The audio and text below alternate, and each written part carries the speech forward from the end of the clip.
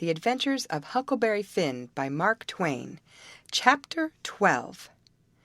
It must have been close on to 1 o'clock when we got below the island at last, and the raft did seem to go mighty slow. If a boat was to come along, we was going to take to the canoe and break for the Illinois shore. And it was well a boat didn't come, for we hadn't ever thought to put the gun in the canoe, or a fishing line, or anything to eat. We was in rather too much of a sweat to think of so many things.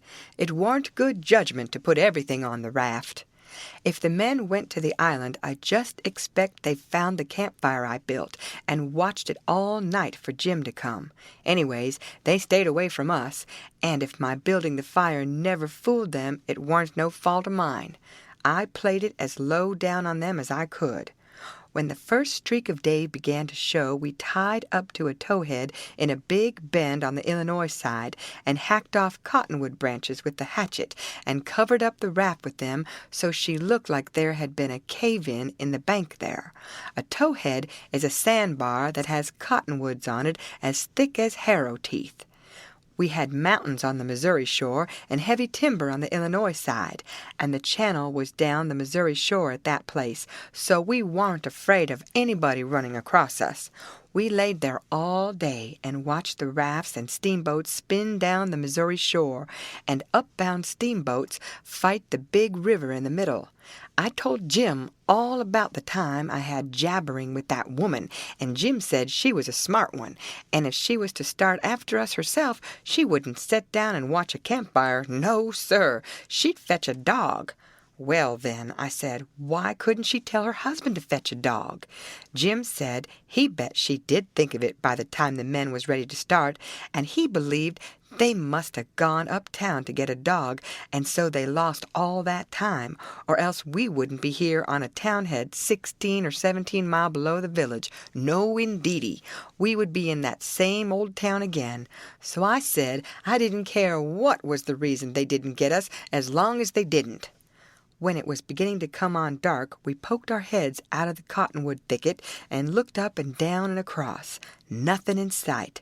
So Jim took up some of the top planks of the raft and built a snug wigwam to get under in blazing weather and rainy, and to keep the things dry.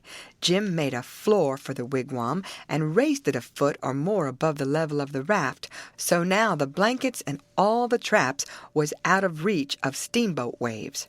Right in the middle of the wigwam we made a layer of dirt about 5 or 6 inches deep, with a frame around it for to hold it to its place. This was to build a fire on in sloppy weather or chilly. The wigwam would keep it from being seen. We made an extra steering oar, too, because one of the others might get broke on a snag or something. We fixed up a short, forked stick to hang the old lantern on, because we must always light the lantern whenever we see a steamboat coming downstream to keep from getting run over. But we wouldn't have to light it for upstream boats unless we see we was in what they call a crossing, for the river was pretty high yet, very low banks being still a little underwater, so upbound boats didn't always run the channel, but hunted easy water. This second night we run between 7 and 8 hours with a current that was making over 4 miles an hour. We catched fish and talked, and we took a swim now and then to keep off sleepiness. It was kind of solemn, drifting down the big, still river, laying on our backs looking up at the stars, and we didn't ever feel like talking loud, and it weren't often that we laughed, only a little kind of a low chuckle. We had mighty good weather as a general thing, and nothing ever happened to us at all, that night, nor the next, nor the next. Every night we passed towns, some of them away up on black hillsides, nothing but just a shiny bed of lights, not a house could you see. The 5th night we passed St. Louis, and it was like the whole world lit up.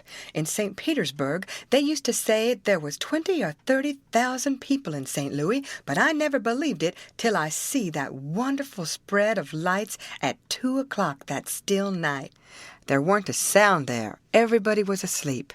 Every night now I used to slip ashore towards 10 o'clock at some little village and buy 10 or 15 cents worth of meal or bacon or other stuff to eat, and sometimes I lifted a chicken that warn't roosting comfortable and took him along. Pap always said, take a chicken when you get a chance, because if you don't want 'em yourself, you can easy find somebody that does, and a good deed ain't ever forgot. I never see Pap when he didn't want the chicken himself, but that is what he used to say anyway.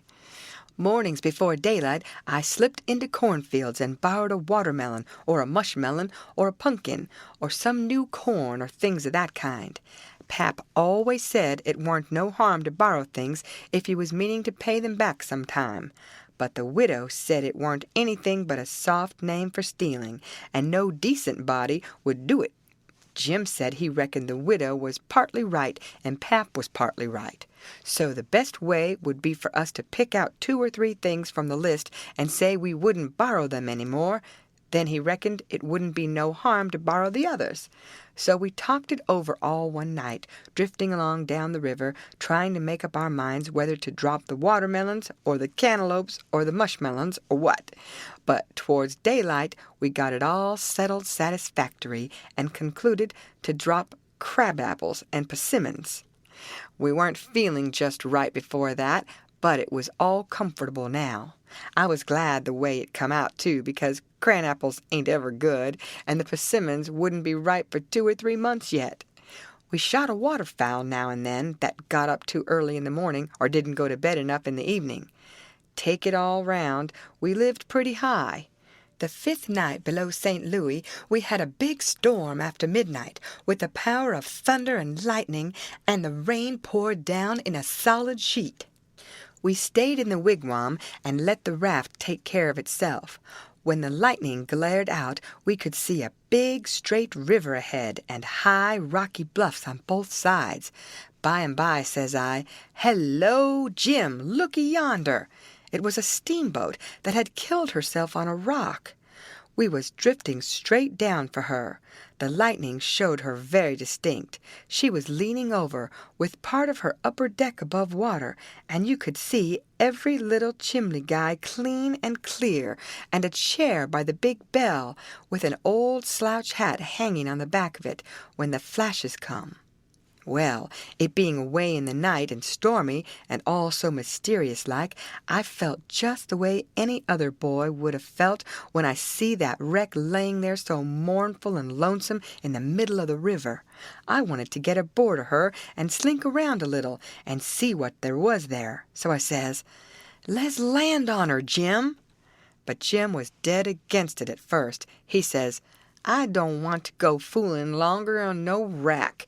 We's doin' blame well, and we better let blame well alone, as de good book says. Like as not dey's a watchman on dat wrack." "Watchman your grandmother," I says. "There ain't nothing to watch but the Texas and the pilot house, and do you reckon anybody's going to risk his life for a Texas and a pilot house such a night as this, when it's likely to break up and wash off down the river any minute?"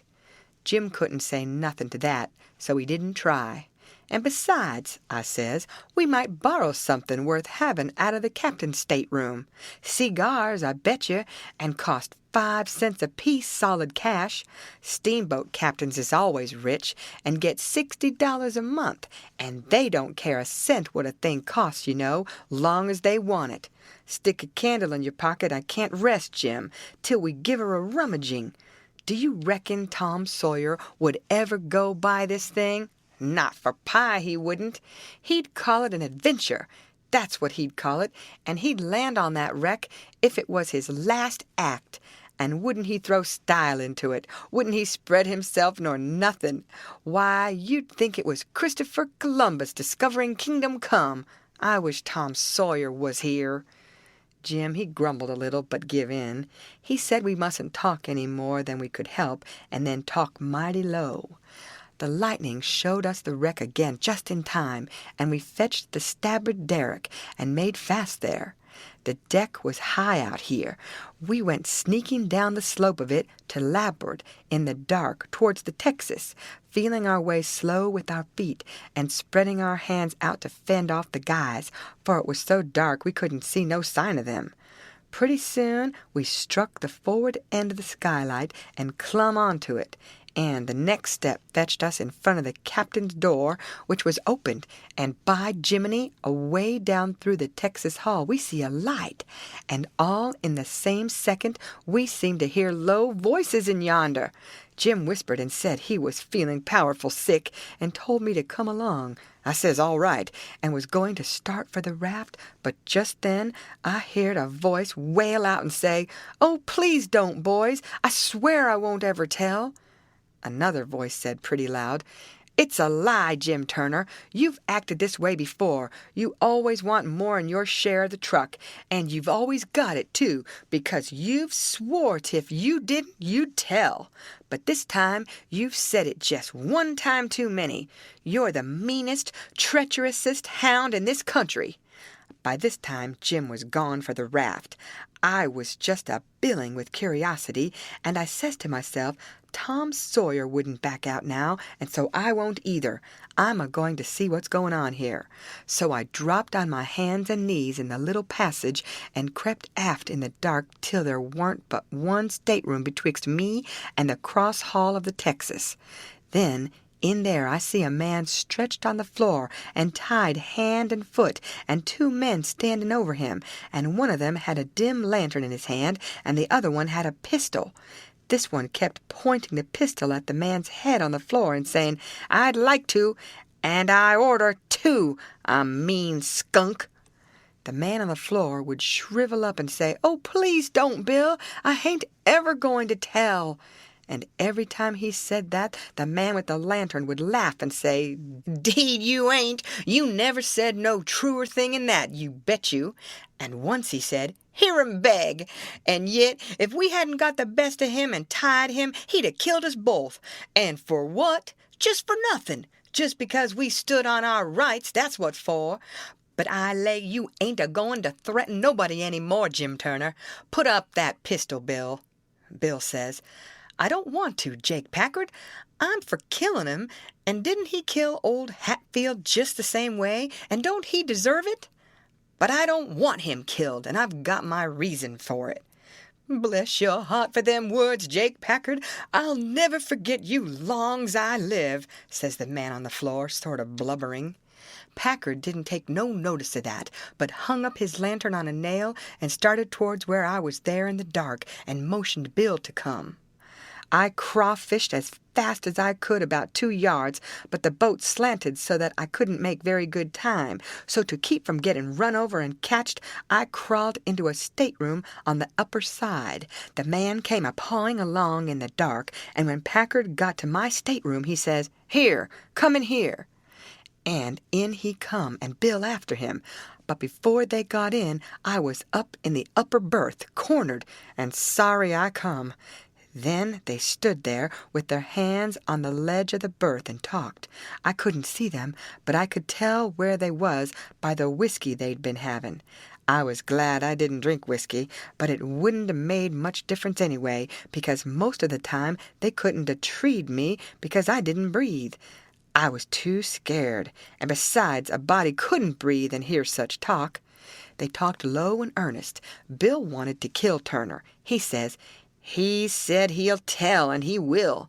If we was to give both our shares to him now, it wouldn't make no difference after the row and the way we've served him. Shore's you're born, he'll turn state's evidence, now you hear me. I'm for putting him out of his troubles." "So'm I," says Packard, very quiet. "Blame it. I'd sorter begun to think you wasn't. Well, then, that's all right. Le's go and do it." "Hold on a minute. I hain't had my say yet. You listen to me. Shootin's good, but there's quieter ways if the thing's got to be done. But what I say is this. It ain't good sense to go courting around after a halter if you can get at what you're up to in some way that's just as good and at the same time don't bring you into no risks. Ain't that so?" You bet it is. But how you going to manage it this time? Well, my idea is this. We'll rustle around and gather up whatever pickings we've overlooked in the staterooms and shove for shore and hide the truck. Then we'll wait. Now I say it ain't a-going to be more'n 2 hours before this wrack breaks up and washes off down the river. See? He'll be drownded and won't have nobody to blame for it but his own self. I reckon that's a considerable sight better'n killing of him. I'm unfavorable to killing a man as long as you can get around it. It ain't good sense. It ain't good morals. Ain't I right? Yes, I reckon you are. But supposes she don't break up and wash off? Well, we can wait the 2 hours anyway and see, can't we? All right, then. Come along. So they started, and I lit out, all in a cold sweat, and scrambled forward. It was dark as pitch there, but I said, in a kind of coarse whisper, "Jim!" And he answered up right at my elbow with a sort of a moan, and I says, "Quick, Jim!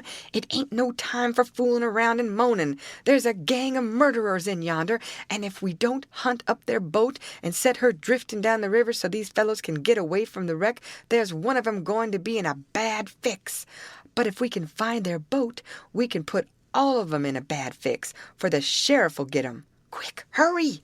I'll hunt the larboard side. You hunt the starboard. You start at the raft and... Oh, my lordy, lordy, raft! Dey ain't no raft no more. She done broke loose and gone. And here we is. End of chapter. Read by Lorraine Montgomery for Lit to Go on the web at fcit.usf.edu.